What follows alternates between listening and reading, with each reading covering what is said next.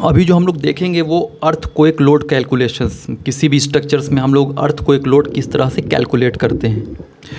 एक generally earthquake load के लिए जो हम लोग कोड फॉलो करते हैं वो IS 1893 2016। सो हम लोग स्टेप वाइज देखेंगे कि अर्थक्वेक लोड कैलकुलेशन में कौन कौन से स्टेप्स होते हैं जो हम लोग फॉलो करते हैं, कैलकुलेट करते हैं। तो सबसे पहला जो स्टेप्स होता है वो आपकी स्टेप 1 है। तो स्टेप 1 में जनरली जो हम लोग फॉलो करते हैं वो है कैलकुलेट सेस्मिक वेट। हम लोग सबसे पहले कैलकुलेट करते हैं, कैलकुलेट सेस्मिक वेट। ओके, अब सेस्मिक वेट क्या होती है? तो जनरली सेस्मिक वेट जो होती है it is the total effective weight of the building that contributes to earthquake forces. मतलब किसी भी बिल्डिंग की जो टोटल इफेक्टिव वेट होती है जो अर्थक्वेक फोर्स में कंट्रीब्यूट करती है वही होती है सेस्मिक वेट। तो जनरली सेस्मिक वेट में हम लोग डेड लोड आता है और पोर्शन ऑफ लाइव लोड आती है। अब जनरली जब आप डेड लोड लोगे तो डेड लोड में कौन कौन सा आता है तो देखते हैं हम लोग। अब डेड लोड लो आप, तो जनरली डेड लोड में नॉर्मल अगर किसी स्ट्रक्चर देखोगे तो नॉर्मल स्ट्रक्चर्स में आपकी सेल्फ वेट ऑफ स्लैब आ जाएगी। Okay, self weight of the slab आएगा डेड लोड में। फिर बीम की आएगी सेल्फ वेट,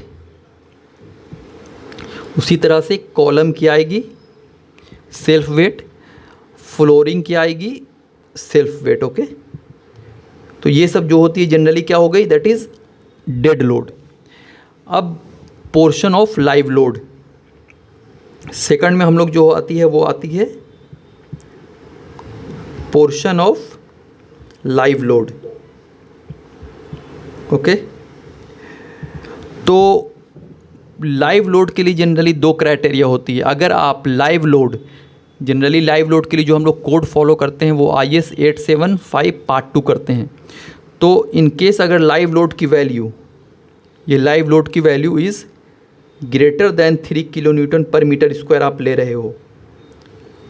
ओके, तो उस कंडीशंस में जो आपको लेनी है वो क्या लेनी है, तो डेड लोड आपको यहाँ पर 1 लेनी है एंड लाइव लोड जो लेनी है वो आपको 0.25 मीन्स 25% आपको लेनी है लाइव लोड। ओके, अगर लाइव लोड की वैल्यू 3 किलो न्यूटन पर मीटर स्क्वायर से कम है तो उस कंडीशंस में जब आप सेस्मिक वेट को कैलकुलेट करते हो तो वहाँ पर लाइव लोड की वैल्यू 25% ही हम लोग लेकर चलते हैं। एंड अगर इफ़ लाइव लोड की वैल्यू 3 किलो न्यूटन पर मीटर स्क्वायर से ज़्यादा है तो उस कंडीशंस में यहाँ पे लाइव लोड की वैल्यू हम लोग कितनी लेते हैं, तो दैट इज़ 0.50 मीन्स 50% हम लोग लेकर चलते हैं। ये क्राइटेरिया होती है। जब आप ई टैब में एनालिसिस करते हो तो देखते हो ई टैब में एक ऑप्शन आती है मास सोर्स। मैं थोड़ा सा बस यहाँ पे आपको एक चीज़ बता दे रहा हूँ जिसे आपको याद रहे। आप ई टैब पे जब देखते हो कि मास सोर्स एक ऑप्शन आती है ना, मास सोर्स में, मास सोर्स। ओके, तो मास सोर्स में वहाँ पे देना होता है कि डेड लोड की वैल्यू हम लोग जनरली कितनी देते हैं, 1 देते हैं एंड लाइव लोड की वैल्यू हम लोग कितनी देते हैं, 0.25। अगर लाइव लोड की वैल्यू 3 किलो न्यूटन पर मीटर स्क्वायर से कम हमने लिया है तो, अगर ज़्यादा लिया है तो वहाँ पर फिर लाइव लोड की वैल्यू 0.50 मतलब 50% हम लोग लेके चलते हैं। तो यही चीज़ हो। ओके, तो पहला हम लोग समझ गए कि सेस्मिक वेट जनरली क्या हो गया, तो सेस्मिक वेट हो गई dead load plus percentage of live load. Okay, ये आपकी सेस्मिक वेट पहला स्टेप हो गया। नेक्स्ट स्टेप जो हम लोग फॉलो करते हैं वो करते हैं स्टेप 2। तो स्टेप 2 में आपको क्या देखना है, तो जनरली हम लोग को स्टेप 2 में हम लोग जो देखते हैं वो कैलकुलेट क्या करते हैं, तो we generally calculate design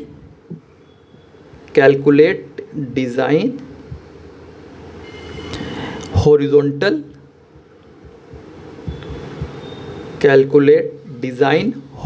seismic coefficient,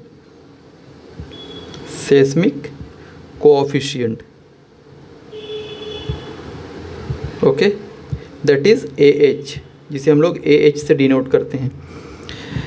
तो AH का फार्मूला क्या होता है? जनरली AH का जो फार्मूला होता है वो आपको पता है, AH इक्वल टू जो होता है वो होता है ZI/2R into SA/G। This is the formula for horizontal seismic coefficient. Horizontal seismic coefficients निकालने का ये फार्मूला होता है, जहाँ पर यहाँ पर Z क्या है? तो Z आपकी जोन फैक्टर हो गई। जोन फैक्टर जनरली जब आप IS कोड फॉलो करते हो, इंडियन कोड फॉलो करते हो, तो इंडिया में जनरली 4 जोन डिवाइड की गई है। Zone 2, zone 3, zone 4 and zone 5। Generally ये क्या है? ये जनरली पूरे कंट्री में जितने भी स्टेट हैं उसको जोन वाइज में डिवाइड कर दी गई है। तो जितने भी स्टेट हैं सबको यही 4 जोन में रखा गया, जोन 2, जोन 3, जोन 4, जोन 5। अब ये आपको देखना है कि आप कौन से जोन में कंस्ट्रक्शन करने जा रहे हो, उसी के आप डिज़ाइन करोगे। तो वो आपको देखना पड़ेगा कि आपके कौन से जगह पे आप किस जोन में डिज़ाइन करने जा रहे हो स्ट्रक्चर्स को, उसके अकॉर्डिंग ही आपको वैल्यू देनी है। तो जोन 2 की जो वैल्यू होती है वो होती है 0.10। जोन 3 में रहा तो उसकी वैल्यू 0.16। जोन 4 में रहता है तो उसकी वैल्यू 0.24 एंड जोन 5 में रहती है तो उसकी वैल्यू 0.36 हम लोग लेकर चलते हैं, ओके। तो इस तरह से Z की वैल्यू हो गई। अब I क्या होती है? I जो होती है वो इम्पोर्टेंस फैक्टर होती है। इम्पोर्टेंस फैक्टर जिसकी वैल्यू I की जो वैल्यू होती है वो 1 भी होती है, 1.2 भी होती है एंड 1.5 भी होती है। अब अगर कोई वैसा स्ट्रक्चर जिसमें नंबर ऑफ़ पीपल जो है 200 से कम होते हैं, मतलब रहने जा रहे हैं उस जगह पर, तो उस कंडीशंस में I की वैल्यू हम लोग 1 लेकर चलते हैं, ओके। और अगर 200 से ज़्यादा पीपल हो जाएंगे तो वहाँ पर I की वैल्यू 1.2 लेनी है। और स्पेशल स्ट्रक्चर्स के लिए I की वैल्यू हम लोग कितनी लेते हैं? तो 1.5 लेकर चलते हैं, ओके। तो इस तरह से I हो गई। अब R क्या होता है? R होती है आपको response reduction factor. Response reduction factor जिसकी वैल्यू 2 होती है। R की वैल्यू 3 होती है एंड R की वैल्यू 5 होती है।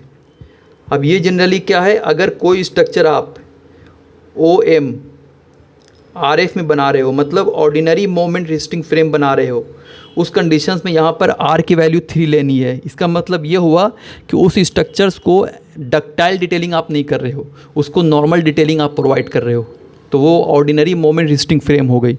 तो उस जगह पर R की वैल्यू आपको 3 लेकर चलनी है।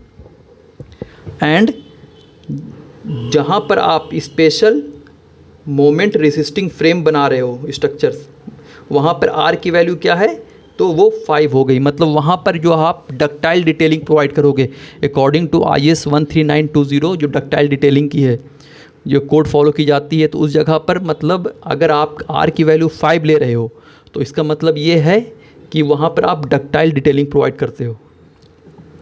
अब जनरली R की वैल्यू जब आप 3 दे रहे हो तो इसका मतलब है कि उस जगह पर अर्थक्वेक लोड जो है वो ज़्यादा अट्रैक्ट करेगा, वो ज़्यादा डक्टाइल नहीं है। लेकिन R की वैल्यू जब आप 5 दोगे तो वहाँ पर स्ट्रक्चर्स डक्टाइल होती है। तो स्ट्रक्चर जितनी ज़्यादा समझो डक्टाइल रहेगी, फ्लेक्सिबल रहेगी, उतना वो कम अर्थक्वेक लोड को अट्रैक्ट करता है। तो इसलिए मोस्टली हम लोग आर की वैल्यू 5 लेकर चलते हैं, जिससे कि वो अर्थक्वेक लोड को स्ट्रक्चर्स कम अट्रैक्ट करे। ओके, उस जगह पे हम लोग डक्टाइल डिटेलिंग प्रोवाइड करते हैं। तो ये आर की वैल्यू हो गई।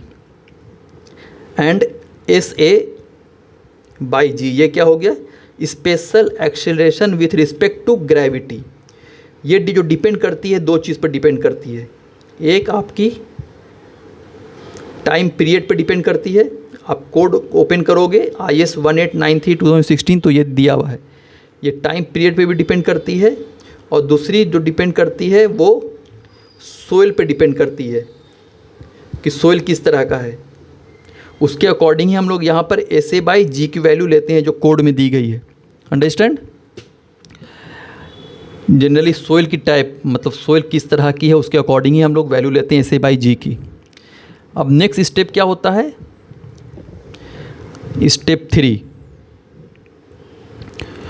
तो स्टेप 3 में जनरली यहाँ पे हम लोग लेते हैं स्टेप 3। स्टेप 3 में हम लोग कैलकुलेट करते हैं base shear. Calculate base shear. Okay, अब बेस शियर क्या होती है? बेस शियर को जनरली जो हम लोग डिनोट करते हैं वो करते हैं VB बार से। VB बार क्या होती है? That is AH into W। AH क्या हो गया? अभी हम लोगों ने डिस्कस किया, horizontal seismic coefficient, and W जो हो गई वो seismic weight of the building हो गई। अब VB बार क्या हो गया? That is base shear. तो बेस शियर होता है this give the total lateral base shear acting at the base of the structure. मतलब total seismic force that will act at the base of the structure is called base shear. Okay, मतलब किसी भी structure पर जो base पर पूरी seismic force earthquake load जो act होती है वही बेस शियर होता है। तो इसका फार्मूला होता है AH इंटू W। अब AH हम लोग जान गए, AH क्या होता है? That is called horizontal seismic coefficient होती है। W क्या होती है? Seismic weight of the building. Already we discussed above. तो इस तरह से हम लोग बेस शियर कैलकुलेट कर लेते हैं। अंडरस्टैंड? तो आई होप आपको समझ में आ गया होगा किस तरह से कैलकुलेट की जाती है। उसके बाद हम लोग जनरली जो कैलकुलेट करते हैं वो देखते हैं inter storey drift. Next step जो होती है इसमें हम लोग कैलकुलेट करते हैं check inter storey drift. Check inter storey drift. अब ड्रिफ्ट क्या होता है? ड्रिफ्ट होती है it is the lateral displacement with respect to one floor to other floor. वो आपकी ड्रिफ्ट होती है। तो जनरली अकॉर्डिंग टू कोड में एक वैल्यू दी गई है कि स्ट्रक्चर्स की, मतलब स्टोरी जो है, स्टोरी की ड्रिफ्ट रेशियो कितनी होनी चाहिए। उससे ज़्यादा अगर वैल्यू आई तो फिर स्ट्रक्चर्स आपको फिर से उसको क्या करना पड़ेगा? रीडिज़ाइन इन द सेंस आपको स्टिफनेस स्ट्रक्चर्स की बढ़ानी पड़ेगी, बीम की, कॉलम की, कुछ भी। तो जनरली जो फार्मूला होता है इंटर स्टोरी ड्रिफ्ट का वो 0.004 ये मैक्सिमम लिमिट होती है। इससे ज़्यादा नहीं होनी चाहिए। अगर स्ट्रक्चर्स की इससे ज़्यादा आ रही है तो फिर समझो कि वहाँ पर आपको फिर से आइदर आपको उसकी स्टिफनेस बढ़ानी पड़े एक्स डायरेक्शंस में, वाई डायरेक्शन में। आप देखते हो ना कि जब हम लोग एनालिसिस करते हैं, एनालिसिस करने के बाद हम लोग चेक करते हैं maximum inter storey drift ratio due to earthquake load. सिर्फ अर्थक्वेक लोड में चेक की जाती है, space X and spec Y में। अगर आप डायनेमिक अर्थक्वेक लोड प्रोवाइड कर रहे हो, अगर स्टैटिक अर्थक्वेक लोड प्रोवाइड कर रहे हो तो उस जगह पे आपको EX एंड EY चेक करनी है। तो उसकी वैल्यू 0.004 से कम आनी चाहिए। यही मैक्सिमम लिमिट होती है इंटर स्टोरी ड्रिफ्ट की। सपोज EX की वैल्यू 0.008 आ गया तो इसका मतलब क्या हो गया कि ये स्ट्रक्चर सेफ नहीं है विथ रिस्पेक्ट टू ड्रिफ्ट में। डिस्प्लेसमेंट में ये स्ट्रक्चर्स सेफ नहीं है, मतलब लिमिट 0.004 होनी चाहिए, ये 0.008 हो गया। तो उस कंडीशंस में क्या करना पड़ेगा आपको, एक्स डायरेक्शंस में आपको स्टिफनेस बढ़ानी पड़ेगी। स्टिफनेस इन द सेंस कि सपोज दैट ये आपकी बीम है, अब बीम में एक्स डायरेक्शंस में आपको बीम की आपको साइज़ बढ़ानी पड़ेगी। अगर कॉलम है आप देखते हो तो कॉलम में आपको एक्स डायरेक्शन में कॉलम की साइज़ बढ़ानी पड़ेगी। अगर शेयर वाल है तो शेयर वाल में एक्स डायरेक्शन में आपको शेयर वाल की साइज़ बढ़ानी पड़ेगी। अब कहीं पर एक स्ट्रक्चर्स है तो वहाँ पर अगर ये भी फॉलो नहीं हो पा रहा है तो उस जगह पर एक अलग से, सपोज दैट यहाँ पे आपने एक कॉलम दिया है तो कॉलम को हटाकर वहाँ पर आप डायरेक्टली एक्स डायरेक्शन में शेयर वाल प्रोवाइड करना पड़ेगा। तो इस किसी तरह से भी जो आपकी स्टोरी ड्रिफ्ट होनी चाहिए वो 0.004 से कम होनी चाहिए। उसी तरह से EY आप ले लो, EY में अगर आपकी वैल्यू आ गई 0.002 तो इसका मतलब है कि ये सेफ़ है। तो इस तरह से जनरली हम लोग क्या करते हैं, हम लोग कैलकुलेट करते हैं, देखते हैं। तो आज हम लोगों ने देख लिया कि कितनी सारी चीज़ें हम लोग देखी कि किस तरह से हम लोग अर्थक्वेक लोड कैलकुलेशंस की जाती है। सबसे पहले हम लोग सेस्मिक वेट कैलकुलेट करते हैं जो W होती है।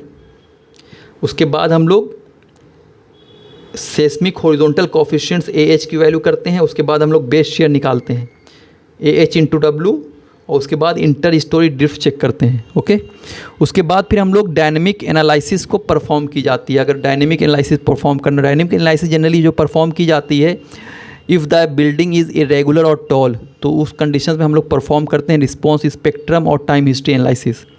जनरली डायनेमिक एनालिसिस दो ही तरह से परफॉर्म की जाती है, आइदर रिस्पॉन्स स्पेक्ट्रम से या फिर टाइम हिस्ट्री एनालिसिस मेथड से हम लोग जनरली डायनेमिक एनालिसिस करते हैं।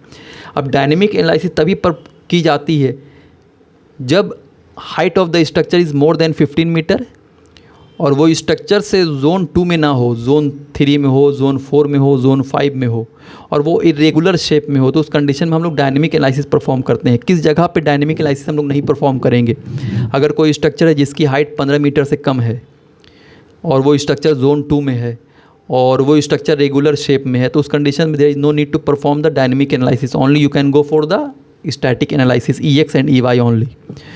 So I hope you understand what is the process to calculate the earthquake load. So thank you so much for watching my video. If is there any doubts, you can contact me directly by message. Thank you so much.